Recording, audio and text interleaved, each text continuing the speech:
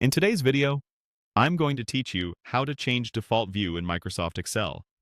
Setting the default view ensures every new worksheet opens exactly the way you like to work, which saves time and keeps your layout consistent across projects. Start by opening Excel and any workbook you have handy. Look to the top left and click the File tab.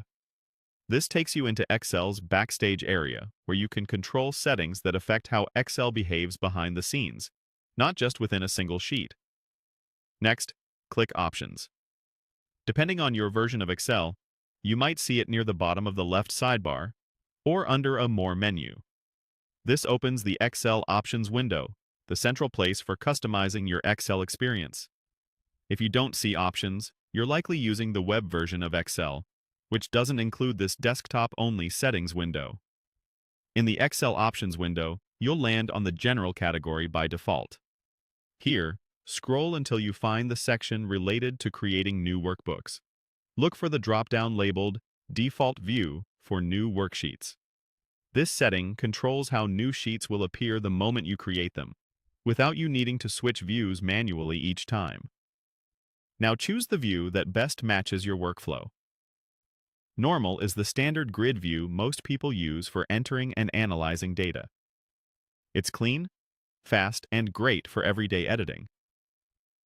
Page layout shows how your sheet will look when printed, including margins, headers, footers, and page boundaries. This is ideal if you design reports or want to see exactly what will appear on paper. Page Break Preview gives you a high-level look at where pages will split, so you can quickly adjust scaling and print areas. It's especially helpful for fitting large tables neatly across pages.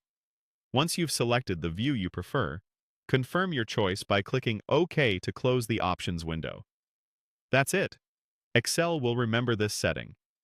From now on, whenever you insert a new worksheet or create a new workbook, it will open in the view you selected. Existing sheets won't change automatically, which helps preserve any layouts you've already set up.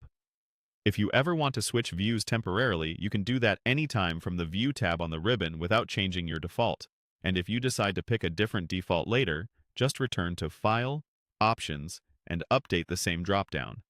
You've now tailored Excel to match your working style, making every new sheet start off on the right foot.